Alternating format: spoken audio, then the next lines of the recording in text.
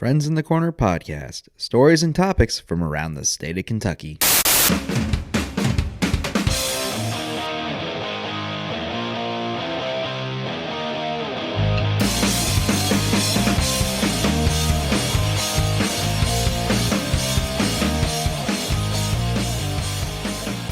Welcome, everybody, to Friends in the Corner podcast, stories and topics from around the state of Kentucky. This is Dan Pauly, your host, coming to you from beautiful Lexington, Kentucky. Excited to have you guys on for another special show of Friends in the Corner podcast. And this is a special Thanksgiving episode as well. We're only a couple days away from that one beautiful holiday where you can eat as many calories as you possibly can. Remember, calories don't count on Thanksgiving.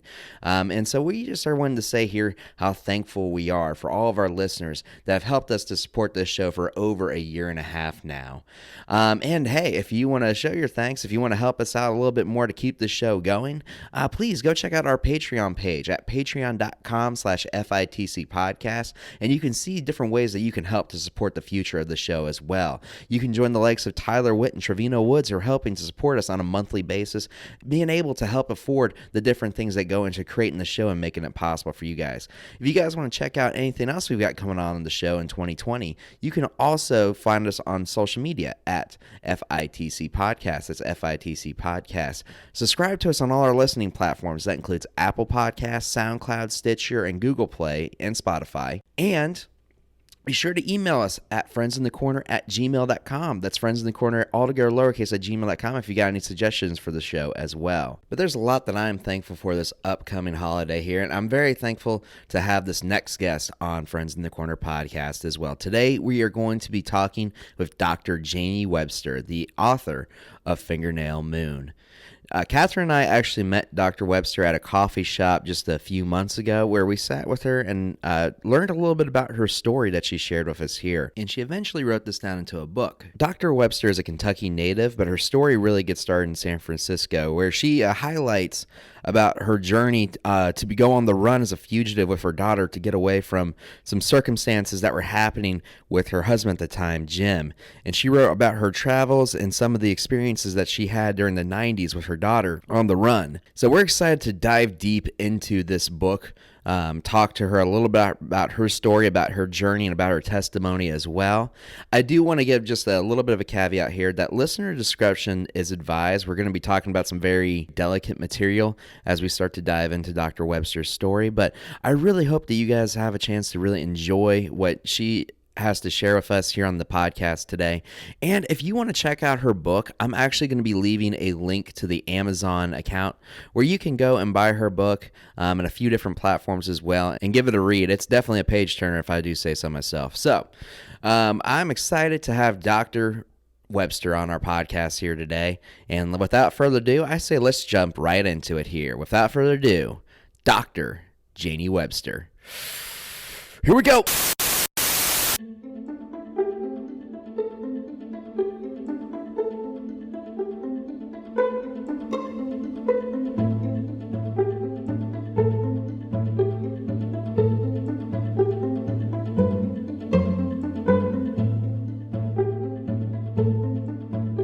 All right, well, we've got a special guest on the show here tonight, Dr. Janie Webster. How you doing, Janie? I'm doing well, Dan. Thank you. Awesome. Well, we're happy to have you on the show. Also joining us here tonight is my lovely fiance, returning to the show, Catherine Watwood. How you doing, Catherine? Hey, I'm doing good. Just got off work, and I'm excited to do the podcast. Yeah, well, man, it's I guess a word to pull from your dictionary, Janie, a little serendipitous to have all this come together here. So it was a couple months ago, we actually met Jamie at a coffee shop here in Lexington, talked to her a little bit here, and now we're bringing her on the show to tell her a little bit of her story. We heard this amazing story that she shared for us here. So yeah, it was what'd you think of that day, Janie? Well, I thought it was pretty extraordinary that I met you and Catherine. I had gone to this coffee shop to look for a writers group, and lo and behold, I found college students, and then I met Catherine at the Pay It Forward board for coffee, and then somehow it just worked out. The people from 3 different tables came, and we all sat together. And when they found out that I was an author, they wanted to know the story of my book. Yeah, well, that's what was funny. We were all just sitting there talking about writing, and Janie just mentioned like, "Oh yeah, I wrote a book, by the way," and I was like, started unraveling that, and it's just an amazing story that you got to share with us that day. So I just want to say that, again, first off, thank you for coming on the show to talk a little bit more about it. But the book is called Fingernail Moon. The true story of a mother's flight to protect her daughter. So there's definitely going to be probably a lot to unpack in this time we're here on today. But the book, when was the book originally published? Was it 1999 or a little bit? I think it was 1997. 97? Yes, Okay. in England by Hodder and Stoughton. Okay. And then several years later, Random House, Okay. Doubleday, bought the American publishing rights So it was published in the UK first before it came here. first. Yes. Interesting. Oh, wow. So And it's been published in one other country, which is rather unique, Norway. oh. It's in Norwegian. Well, there you go.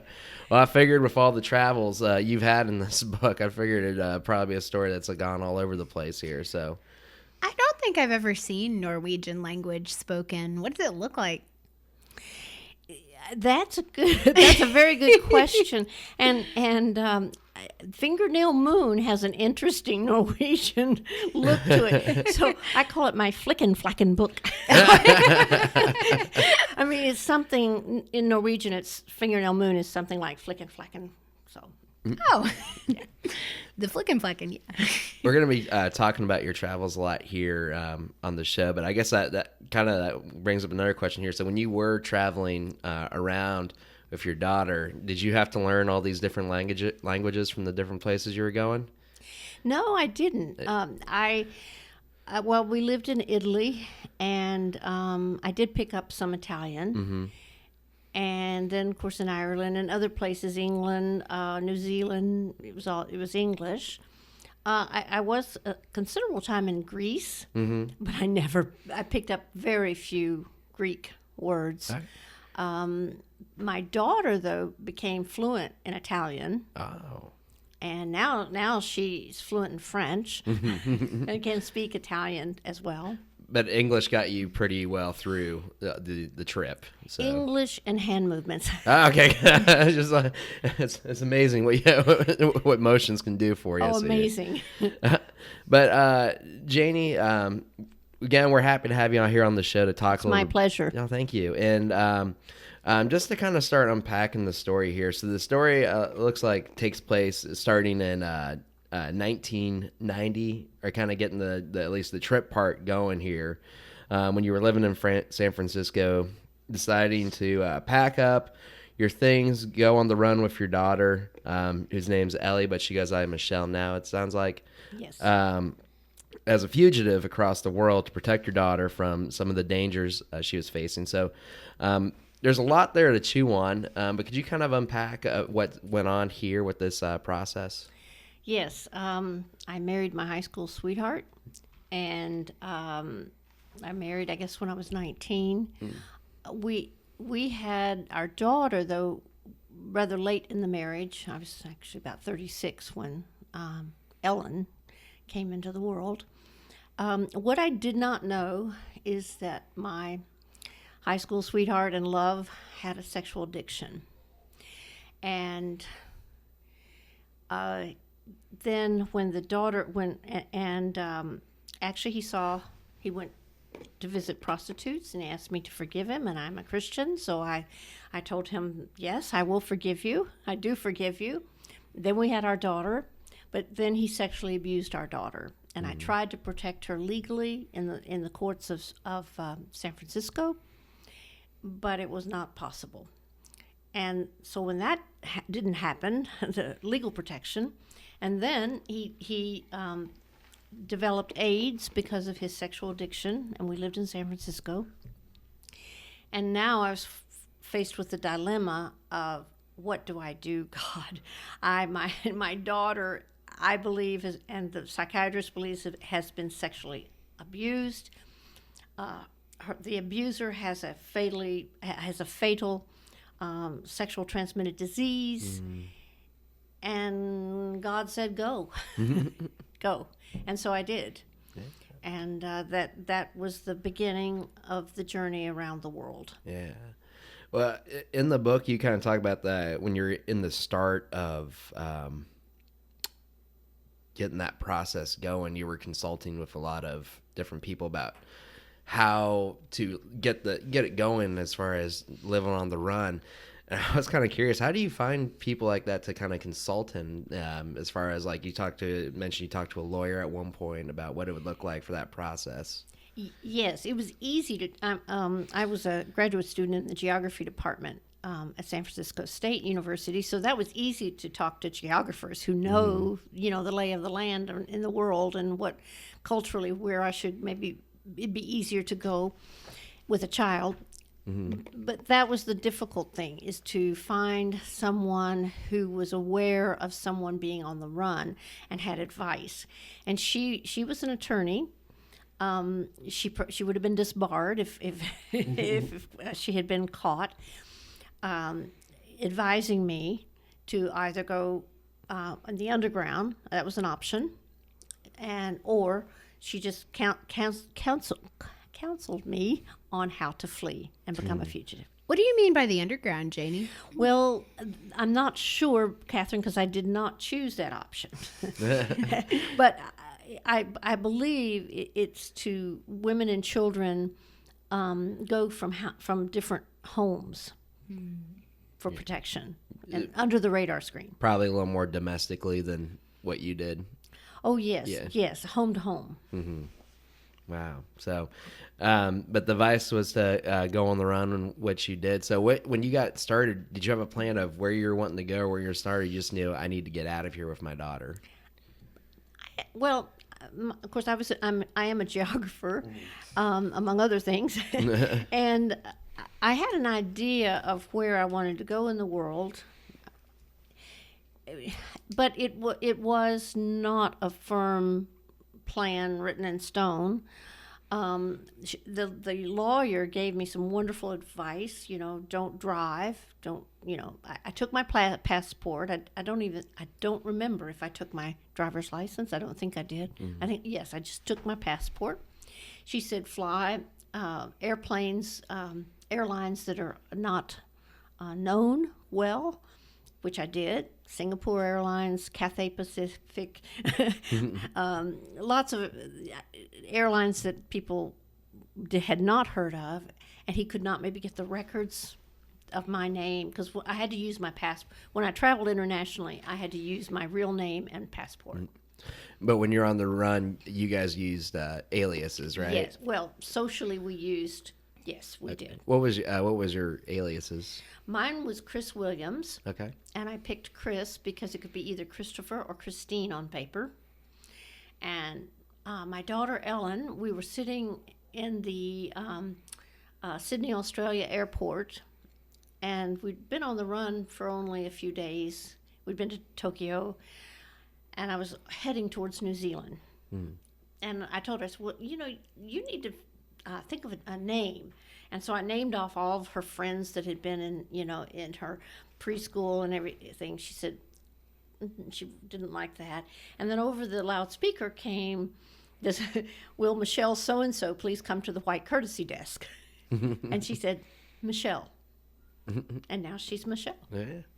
And it's kind of interesting. One of the writing techniques I liked in your book is anytime you changed Ellie's name in the book, or her name in the book, you started writing as Michelle. Like when she's Ellen, she's Ellen. When she's Michelle, she's Michelle. When she's Michaela, she's Michaela. Right. So. In Italy, she was Michaela. Yeah. So you may address this in the book, but is there a reason that she still goes by Michelle, or is it just a preference? Well, I think it's a preference, but it's also just suits her. She lived in France for 6 years, of course. That's kind of a French name, and she has adopted Ellen Michelle, but people call her Michelle. Gotcha. And so you got the trip started here. You got to Seattle, to Canada, to Tokyo. Correct. And then went to Australia from there. Yes. And then to New Zealand. And you guys were in New Zealand for a little bit, a good amount of time, right? Yes, 5 months.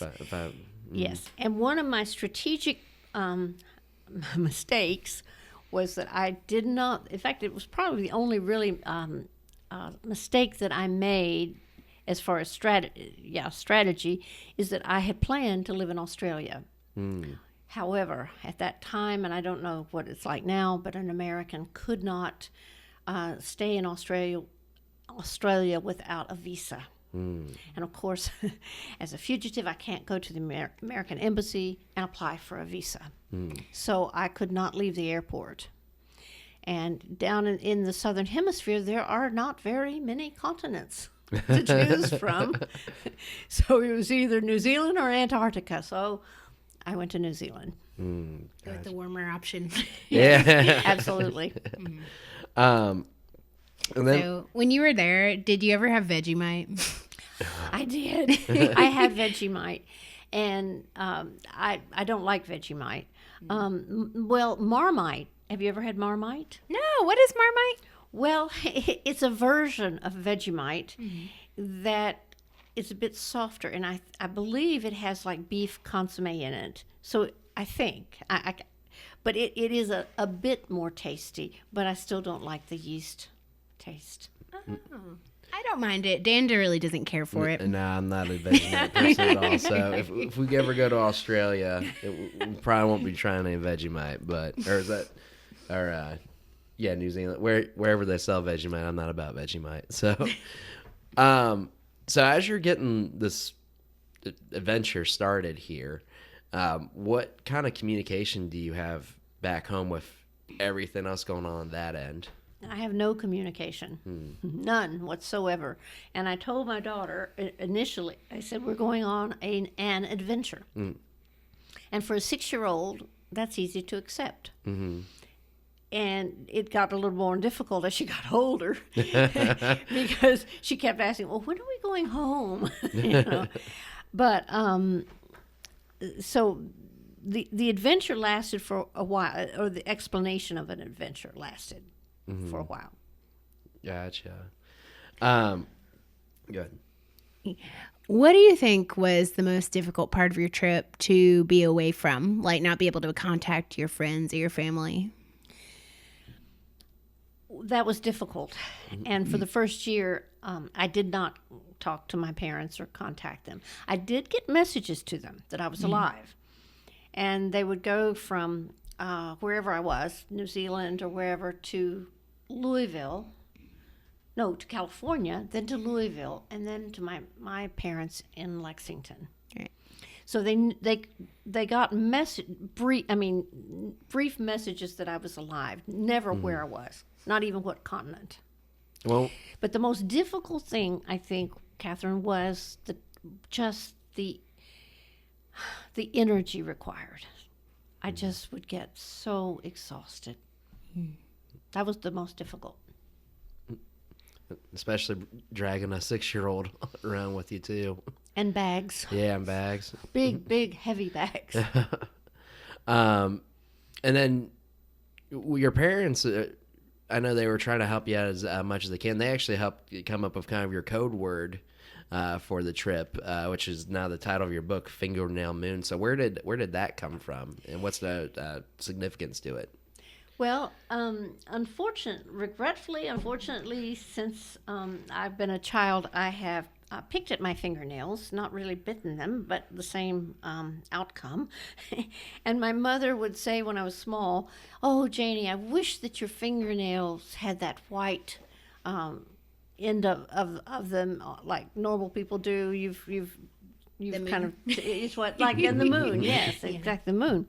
And so we called that the Fingernail Moon because she wanted me to have nice fingernails. And so the night before I left, we needed a code word so that if I got messages to her, she would know, and my dad, that it was from me. And so Fingernail Moon became the code word. Came the code word, and then it became the title of your book as well. So on the trip, when was the first time you actually got to talk to your parents? It was a year into the journey, and I honestly cannot remember what country I was in. It might have been England. I'm not sure. Okay. It's just amazing, though. I was thinking about this while I was reading the book, because this was happening in 1990. And literally, if this would have taken place another decade later, how much has changed now with traveling internationally? How different it probably would have been of a story going through it. I would have been stopped at the first passport control. Right. I had $28,000 in $28,000 in $100 bills on my body. When I started out on the journey, it didn't last that long because of the travel expenses. But at this point in time, that would have never passed through TSA or whatever. Right. They would have found it. And now I did use my legal passport, so that was not an issue. However, I think it's by the grace of God that my passport was not tagged. Yeah, it's funny. You like hold your breath when you're reading the book about every time you go through TSA or every time you go up to a front desk to get even a MoneyGram and stuff like that. I'm sitting there holding my breath in the book too. Like, as I know there's more to the story, there's a lot here to read, but I held my breath when I was writing it. I mean, and there was one time I was writing about catching a train, and I really, when I was writing, I actually went through it physically, the same feelings. But you kind of mentioned some I was kind of want to hear. So when you were leaving, you said you had a lot of money kind of on you hidden and stuff. Yes. Like, so what was that process like, trying to carry all that through not just security but traveling even with it all? Well, I wore it under my clothes.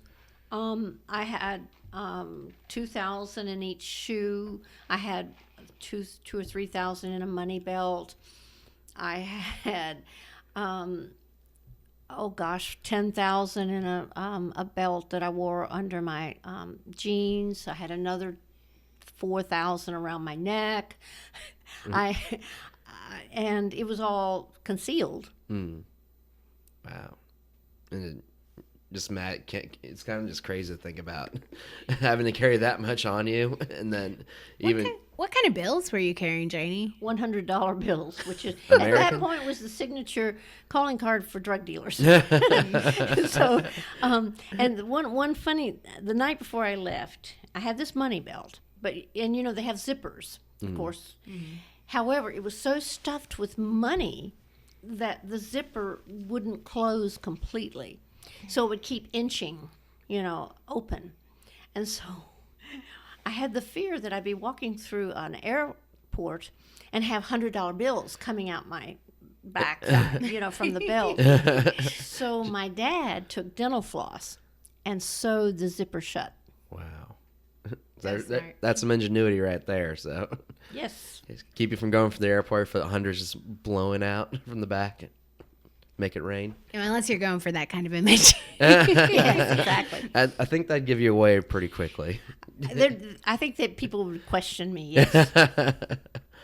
So you're in New Zealand, and then you guys moved on from there. But you guys spent a good amount of time in Italy too. For what city you guys were again in Italy again? We were in a small village, Soriano nel Soriano. Cimino, north of Rome. And she went to school in Viterbo. I did have a friend who lived in that area an Italian friend who I had met in Bethesda, Maryland when Jim and I were there. And he was in NIH. So I didn't stay with her, but I stayed kind of in a satellite area from her. Is that the reason why you went there? Because your friend lived there? Yes, And then how long were you in Italy for? a year. A year, and then moved on to. I know I'm pulling out. I think I went to Scotland next. I think there's a map in the book. There is a map. That map I drew on my kitchen table on a napkin in Italy, and I drew it as a constellation. Oh yeah, yeah. If you look at it, actually, for those of you who are going to be picking up a copy of the book, there's this correlation of their entire trip, starting from San Francisco all the way back to Kentucky. So Wow. Wow. You're lucky stars. Amen. Now, how long were you on? How long were you guys gone for? Almost 5 years. I think it was 4 years and 10 months.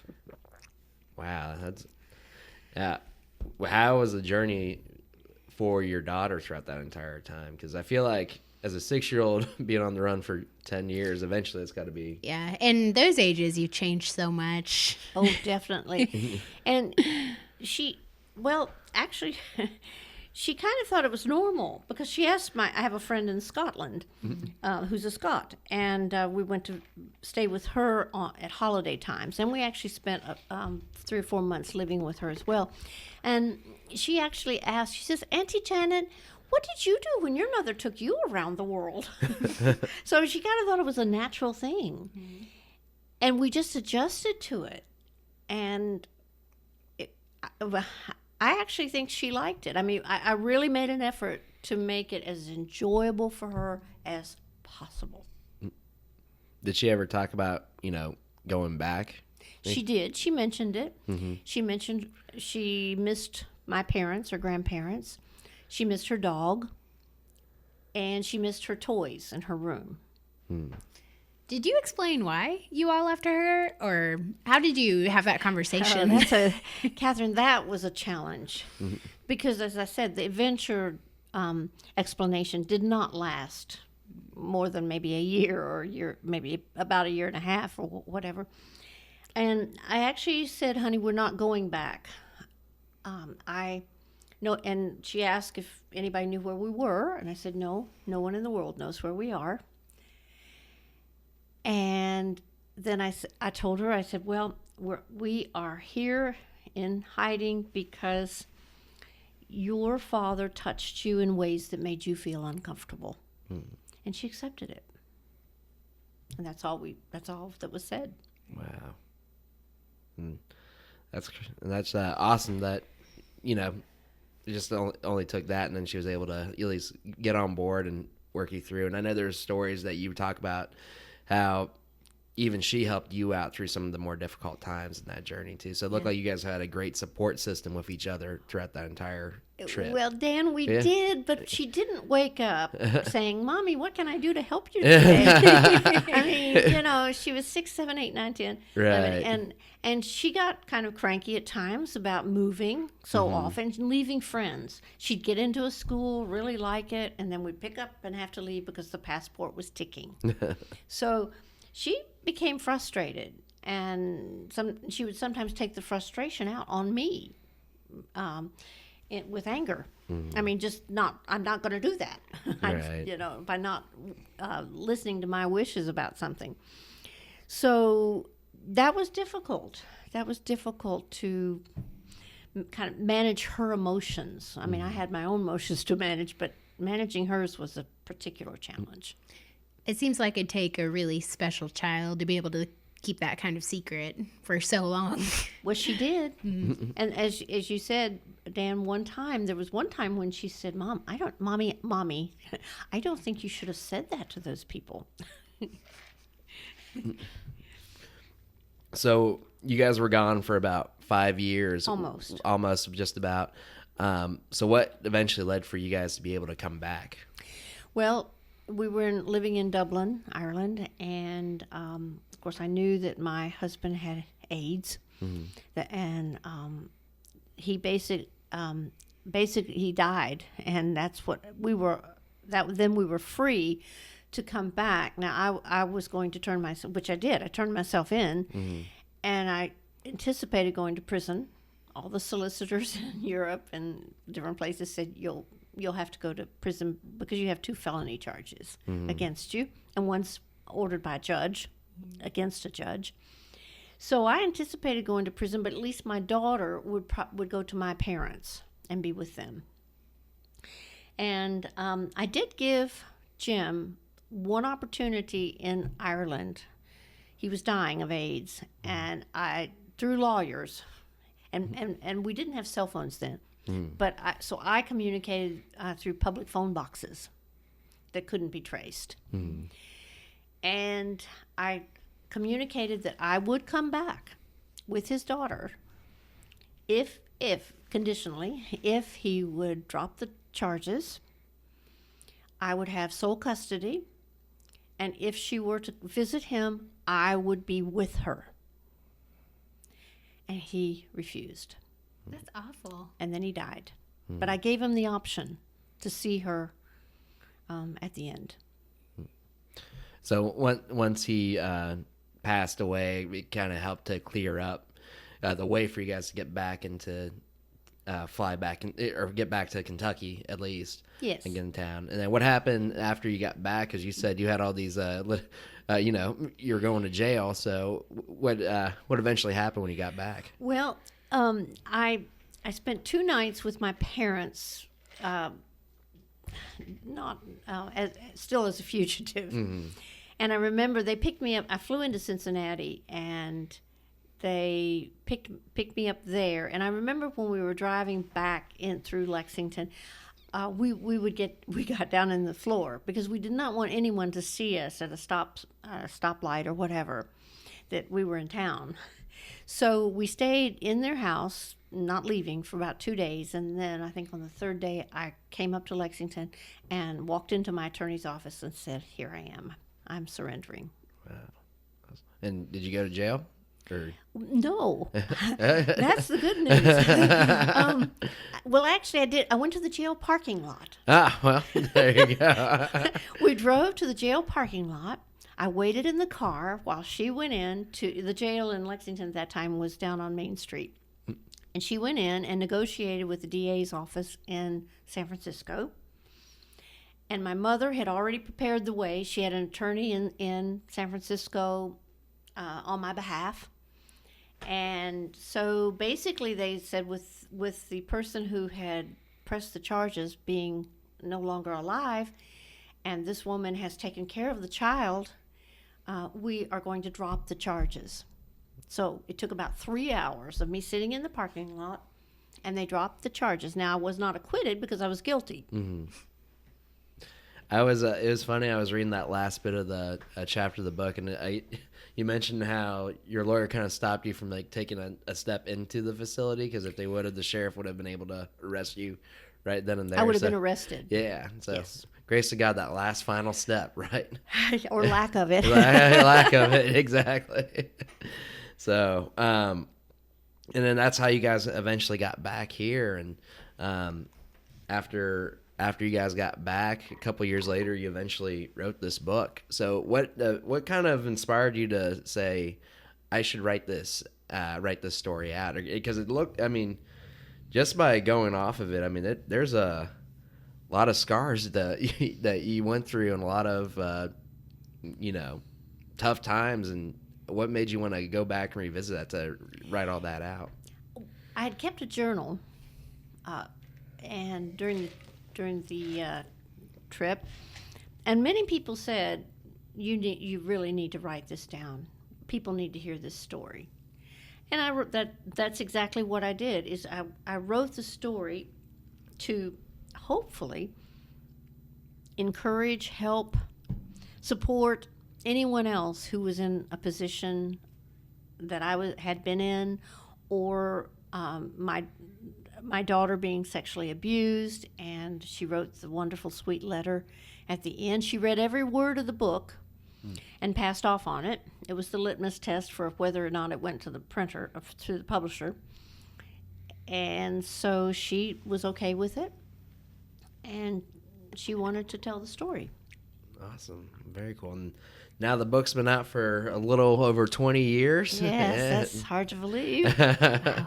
That's incredible. So, and you just brought us a picture. So it won the Gold Medallion Book Award. Can you tell us a little bit about what that award's about?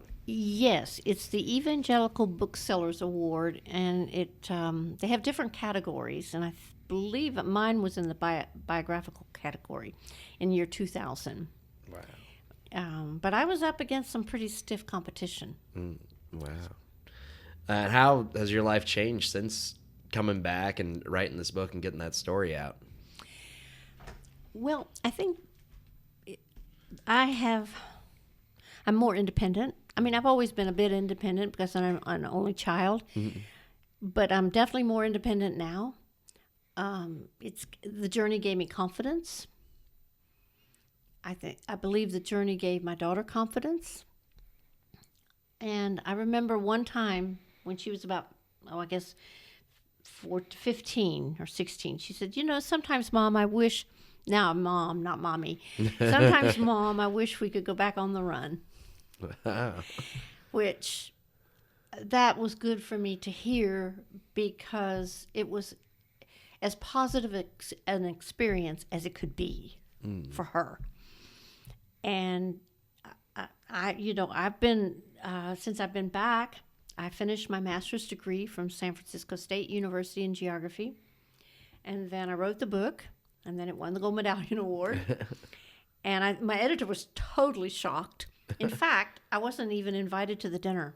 You just won the award. He accepted it for me. I wish Janie could be here, but Yes, we wish she could. Well, it was.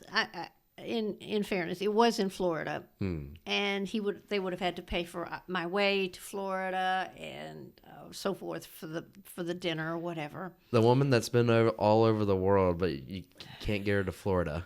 Right. Well, I wasn't invited. Yeah. I mean, that was the main thing. I mean, I would have gone, but I Right. wasn't invited. And then I started working on, which I'd always wanted to work on. My original goal was to have a doctorate, to work on a doctorate degree. But I didn't go, though, the geography route. I worked in the College of Nursing, University of Kentucky College of Nursing, and it was right next to the public health nurses. And I became interested in public health. So I started the doctorate program at the University of Kentucky in public health. I didn't know that. That's awesome.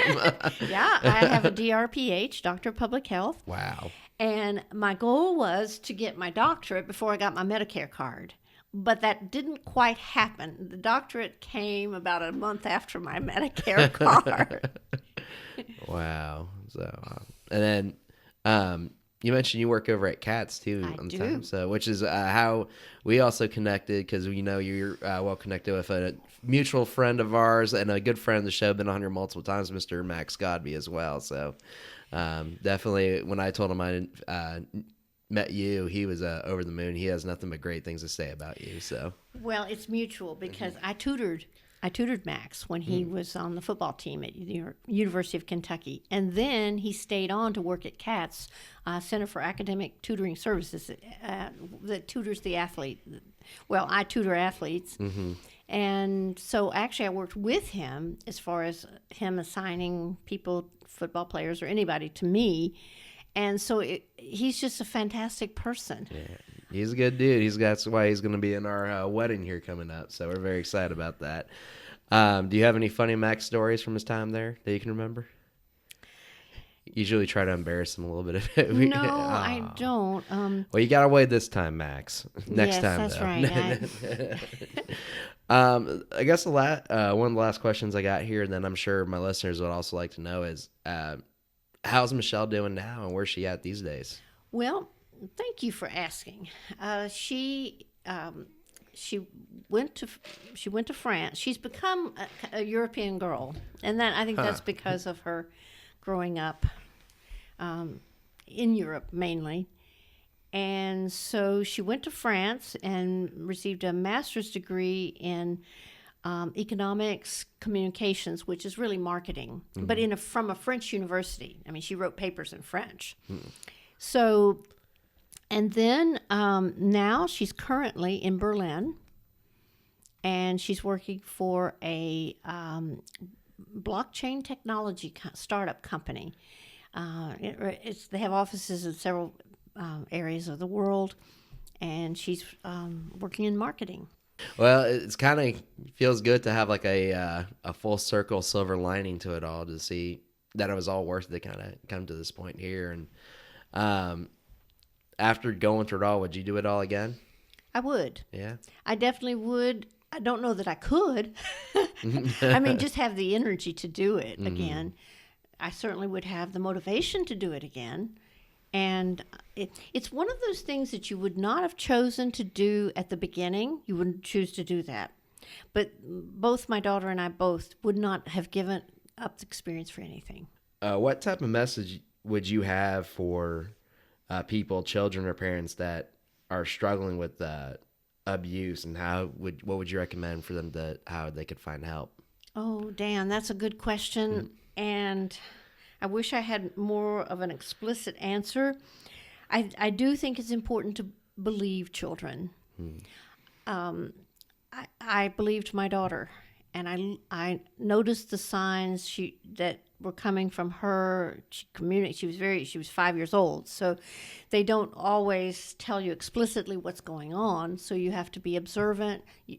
However, if believing them, I think, is the most important thing. Well, Jamie, I just want to say thank you so much for coming on here and sharing your story. Like, as I've gotten the chance to read through the book, it's awesome just to hear your drive and your passion to make sure your daughter was safe. But also, like, what I loved about it most was seeing your faith throughout the entire process. And, like, honestly, like, in a way, the book kind of helped me restore a little bit of my faith in God by reading it. So Wonderful. I hope if there's any inspiration with that, I just want to say thank you for you putting this pen to paper and for the journey that you've been through, and kind of letting it be a testimony. And well, that's another thing, other than just the believing children who are being abused, but it's a testimony to God's faithfulness. And I'll tell you this: when I started my journey, I was not very close to God.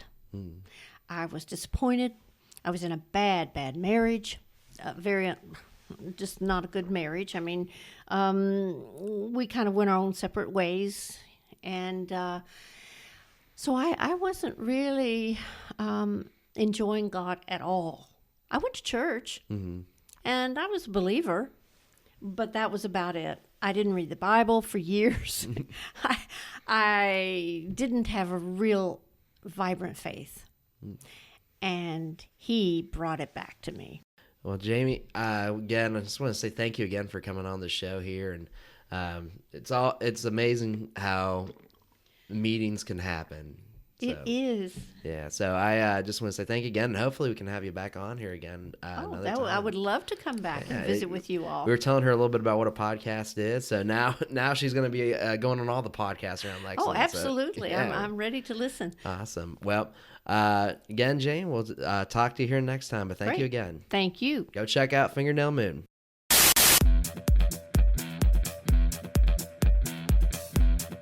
All right, and that's it for our interview with Dr. Janie Webster. I want to thank Janie for coming on to the show here today and telling us a little bit about her amazing, unbelievable story that's documented in Fingernail Moon. So please check out the Amazon link below to find yourself a copy of Fingernail Moon. Give it a read. It's a page turner like I mentioned before. And if you want to help support the show, be sure to check out our Patreon page at patreon.com/FITC podcast. And be sure to follow us on social media at FITC Podcast as well, and email the show at friendsinthecorner@gmail.com. That's friendsinthecorner, all together lowercase, at gmail.com. Well, guys, thank you again for tuning in to another episode of Friends in the Corner podcast. We hope you all have a fantastic Thanksgiving. Be sure to tell those you love how thankful you are they're in their lives, and we'll see you guys next time here. That's a wrap.